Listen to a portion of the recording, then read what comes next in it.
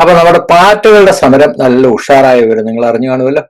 ഞാൻ തുടക്കത്തിൽ തന്നെ പറയട്ടെ, ഈ സമരത്തിന്റെ അല്ലെങ്കിൽ ഈ വിഷയത്തിന്റെ മെറിറ്റ്, അതായത് ഈ നീറ്റ് പരീക്ഷ ക്രമക്കേടുകൾ, അതിനെക്കുറിച്ച് യാതൊരു അഭിപ്രായ വ്യത്യാസവും എനിക്കില്ല. തീർച്ചയായിട്ടും ധർമ്മേന്ദ്ര പ്രധാൻ ആദ്യ ദിവസം തന്നെ രാജിവെക്കണമായിരുന്നു എന്നുള്ള അഭിപ്രായമാണ് എനിക്കുള്ളത്. കാരണം ഇതിനു മുമ്പും ഇത് സംഭവം നടന്നിട്ടുണ്ട്, മറ്റ് സർക്കാരുകളുടെ കാലത്തെല്ലാം നടന്നിട്ടുണ്ട്. നമുക്ക് അതിനെ ഉപയോഗിച്ച് ഇതിനെ പ്രതിരോധിക്കുന്നത് മാന്യതയല്ല. ഇതില് കുട്ടികളെ നഷ്ടപ്പെട്ട അച്ഛനമ്മമാരുടെ വേദനയ്ക്കൊന്നും കയ്യും കണക്കുമില്ല. അപ്പോ അതൊരു സർക്കാരിന്റെ ഉത്തരവാദിത്വം എന്നുള്ള നിലയിൽ തീർച്ചയായിട്ടും അതിനെക്കുറിച്ച് എൻക്വയറി എല്ലാം പ്രഖ്യാപിച്ചു.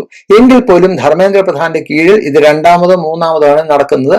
അതുകൊണ്ട് അത് അത് അത് അദ്ദേഹം ചെയ്യേണ്ടതായിരുന്നു. പക്ഷേ ഇവിടെ സാമൂഹ്യ വിരുദ്ധരായുള്ള ആന്റൈ സോഷ്യൽ എലിമെന്റ്സ് ആയിട്ടുള്ള അരാജകവാദികൾ, ഇവർ ഈ വീട്ടിൽ നിന്ന് ഇറക്കി വിട്ട കുറെ തെമ്മാടി പിള്ളേര്, ഇവന്മാരുടെ വേഷവും രൂപവും എല്ലാം കണ്ടു കഴിഞ്ഞാൽ തന്നെ എപ്പോഴും ഞാൻ പറയാറുള്ളത് പോലെ തന്നെയുള്ള ഈ ലെഫ്റ്റ് ജിഹാദി മാവോയിസ്റ്റ് ഇക്കോ സിസ്റ്റം ഇറക്കിവിട്ട രാജ്യവിരുദ്ധരായിട്ടുള്ള സാമൂഹ്യ വിരുദ്ധരായിട്ടുള്ള കുറെ തെമ്മാടി പിള്ളേരാണ് ഇപ്പൊ സമരം ചെയ്യുന്നത്.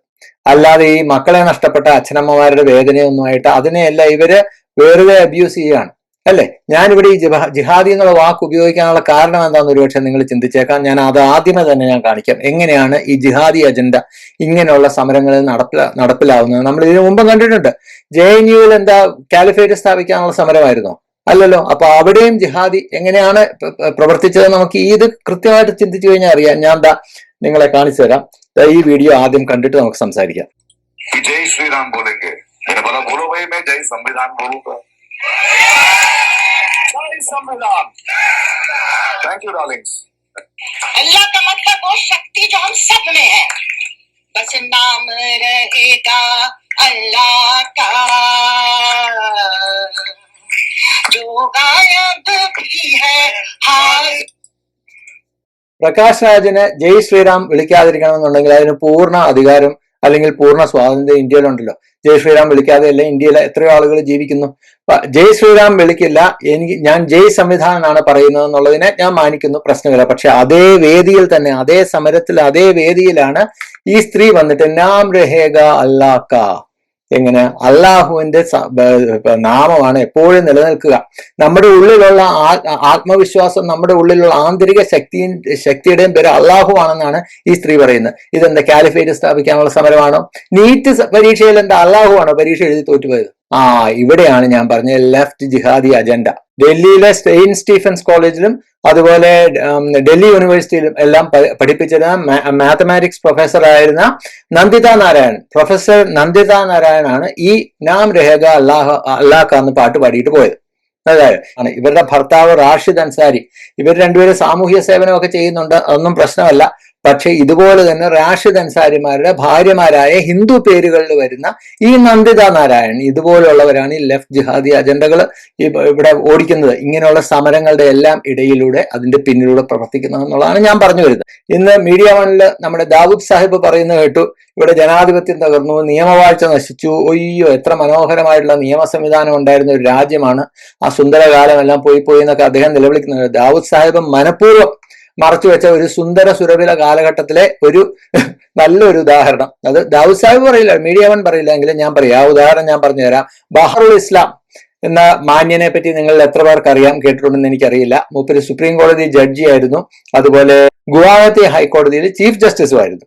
ഇദ്ദേഹത്തിന്റെ ഈ രാഷ്ട്രീയ സാമൂഹിക പ്രൊഫഷണൽ ജീവിതം, അത് കൂടാതെ നമ്മൾ പറയാതെ കോൺഗ്രസ്സുകാരനാണല്ലോ, അപ്പൊ നമ്മൾ തീർച്ചയായിട്ടും കൂട്ടിച്ചേർക്കേണ്ട മതേതര ഫാഷിസ്റ്റ് വിരുദ്ധ പുരോഗമന അങ്ങനെയുള്ള ജീവിതത്തിലെ ചില സംഭവങ്ങൾ കേട്ട് കഴിഞ്ഞാൽ നിങ്ങളെ തലയിൽ കൈവച്ചു പോകും. ഇതൊന്നും നിങ്ങളോട് ആരും പറയില്ല.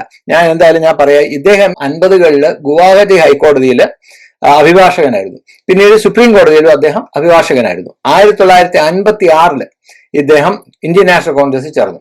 അതിനുശേഷം 62 രാജ്യസഭ MP ആവുന്നു. 68 വീണ്ടും രാജ്യസഭ MP ആവുന്നു.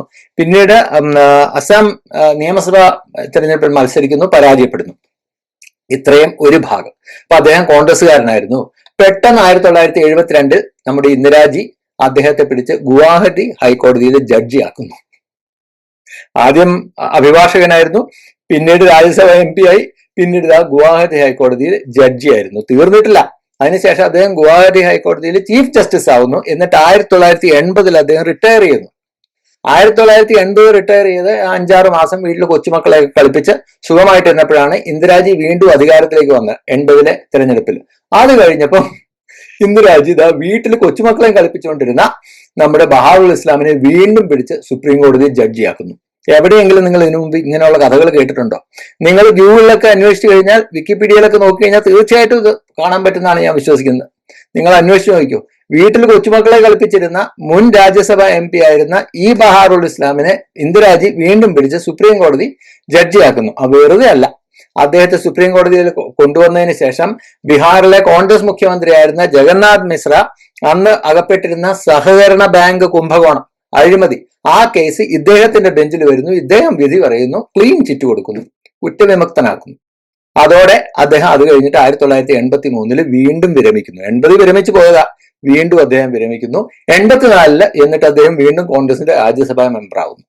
ഈ കോൺഗ്രസിന്റെ സുന്ദര സുരഭില കാലഘട്ടത്തെ കുറിച്ചാണ് നിയമവാഴ്ച ഉണ്ടായിരുന്ന നീതിപീഠത്തിന്റെ ഗ്ലോറിയസ് ഇയേഴ്സ് എന്ന് പറയുന്ന ദാവൂദ് സാഹിബ് ഇപ്പൊ പൊക്കിയടിക്കുന്നത്.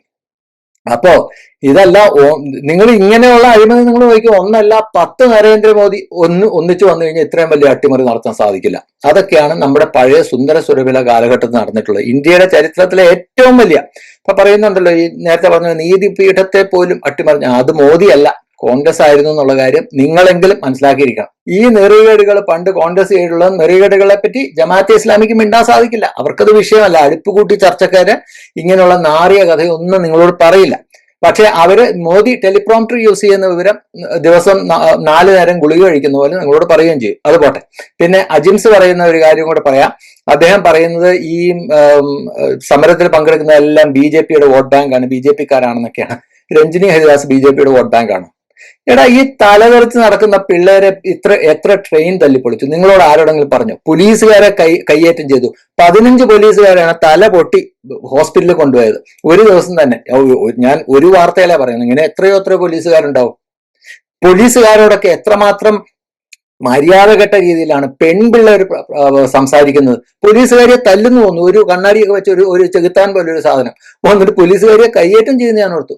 മീഡിയാവും പറയുന്ന കേട്ടു, കുട്ടികൾ എന്നെ തല്ലു സാർ എന്ന് പറഞ്ഞ സഹന സമര മോഡലിലാണ് ഈ പാർട്ടികൾ സമരം ചെയ്യുന്നതെന്ന്. പക്ഷെ ഞാൻ പാർലമെന്റിൽ നിയോഗിക്കും ഡൽഹി നേപ്പാളാക്കുന്നൊക്കെ പറഞ്ഞ ഒരുത്തന്റെ ആ ഒരു ബൈറ്റ് ഇവർ കാണിക്കില്ല.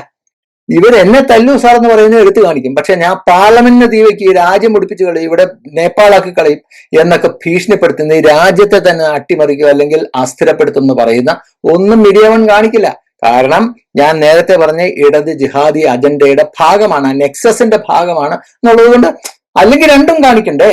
ഇവർ മാധ്യമമാണെങ്കിൽ ഇവർ രണ്ടും കാണിക്കണ്ടേ? ഇത് മീഡിയ വണ്ണിന് മാത്രമല്ല. ഇപ്പൊ മീഡിയ വണ്ണിലെ കാര്യം ഞാൻ കണ്ടതുകൊണ്ട് ഞാൻ പറഞ്ഞതാണ്. കേരളത്തിലെ മതേതര പുരോഗമന ജനാധിപത്യ വർഗ ബഹുജന ഫാഷിസ്റ്റ് വിരുദ്ധ സുഗ്രീവന്മാരെല്ലാം ചെയ്യുന്ന പരിപാടിയായത്. അപ്പോ ഞാൻ പറഞ്ഞല്ലോ, തീർച്ചയായിട്ടും നീറ്റ് പരീക്ഷയിലെ ക്രമക്കേടൊക്കെ നടന്നു. ധർമ്മേന്ദ്ര പ്രധാൻ ആദ്യ ദിവസം തന്നെ രാജിവെക്കണ്ടായിരുന്നു. മരിച്ച കുട്ടികളുടെ അച്ഛനമ്മമാരുടെ വേദന, അത് ഞങ്ങൾ അവരോട് അഭിവാദ്യം അർപ്പിക്കുന്നു, അല്ലെങ്കിൽ ഞങ്ങൾ അവർക്ക് ഐക്യദാർഢ്യം പ്രകടിപ്പിക്കുന്നു എന്നൊക്കെ വീട്ടിലിരിക്കുന്നവർക്ക് പറയാൻ കൊള്ളാം. മക്കളെ നഷ്ടപ്പെട്ട അച്ഛനമ്മമാരുടെ വേദന അത് സമാനതകളില്ലാത്തതാണ്, അതിന് സംശയമൊന്നുമില്ല.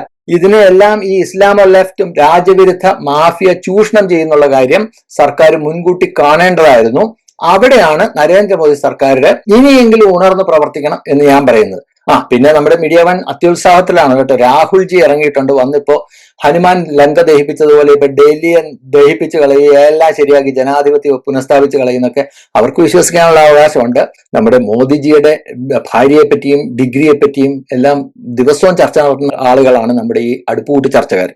പക്ഷെ ഇന്നലെ രാഹുൽജിയുടെ കൂടെ ഉണ്ടായിരുന്ന 2-3 ആൺമക്കൾ, 3 പിള്ളേർ, 3 ആൺപിള്ളേരും ഒരു സ്ത്രീയും, അത് ആരാണെന്ന് ഇവരെ അന്വേഷിക്കണ്ടേ? ഈ രാജ്യത്ത് പ്രധാനപ്പെട്ട സമരങ്ങൾ നടക്കുമ്പോഴോ അല്ലെങ്കിൽ രാജ്യം പ്രധാനപ്പെട്ട പല വെല്ലുവിളികളെ നേരിടുന്ന സമയത്തല്ല ഈ രാഹുൽജി എങ്ങോട്ടാ മുങ്ങുന്നതെന്ന് ഇവരെ അന്വേഷിക്കണ്ടേ? പ്രതിപക്ഷ നേതാവ്, നാട്ടുകാർ ചെലവിന് കൊടുക്കുന്ന ആളല്ലേ പ്രതിപക്ഷ നേതാവ്. എന്താ അന്വേഷിക്കാത്തത്? അത് മൂപ്പരുടെ സ്വകാര്യതയാണ്, മിണ്ടാൻ പാടില്ലെന്ന് പറയാം. അപ്പൊ എന്താ, നരേന്ദ്രമോദിയുടെ വീട്ടിലുള്ളവരെല്ലാം പൊതുസ്വത്താണ്. ഏതായാലും ഞാൻ അധികം ദീർഘിപ്പിക്കുന്നില്ല. അതിലും വലിയ പെരുന്നാൾ വന്നിട്ട് ബാപ്പ പള്ളി പോയിട്ടില്ല. അഗ്നിവീർ സമരം നടന്നപ്പോ ഈ അഗ്നിവീരന്മാര് ശ്രമിച്ചിട്ട് നരേന്ദ്രമോദിയെ BJP വല്ലതും തോൽപ്പിക്കാൻ പറ്റിയോ? അത് പറഞ്ഞു കഴിഞ്ഞാൽ EVM അട്ടിമറിച്ചിട്ട്. അപ്പൊ കേരളത്തിൽ എങ്ങനെയാ VD സതീശൻ BJPക്കാരനാണോ? എങ്ങനെയാ മുഖ്യമന്ത്രിയായത്? അപ്പൊ ചുമ്മാ അനാവശ്യമായിട്ട് അപ്പൊ കാണുന്ന രീതിയിൽ ഓരോ വിദണ്ഡവാദങ്ങൾ നിരത്തി ഇവര് ഈ പ്രതിപക്ഷത്തിന്റെ കഴിവുകേടിനെ വെള്ളപൂശാൻ ശ്രമിച്ചിട്ട് ഒരു കാര്യമില്ല. അഗ്നിവീരന്മാര് ശ്രമിച്ചിട്ട് BJPയോ നരേന്ദ്രമോദിയോ ഒന്നും ചെയ്യാൻ സാധിച്ചില്ല. പിന്നെയാണ് ഈ പീറപ്പാറ്റകൾ. നരേന്ദ്രമോദിയാണ് രാജ്യം ഭരിക്കുന്നത്, അല്ലാതെ കുതിരവട്ടം പപ്പു അല്ല എന്നുള്ള കാര്യം മറക്കാതിരുന്ന അവർക്ക് തന്നെ കൊള്ളാം. Thank you. ജയ് ഹിന്ദ്.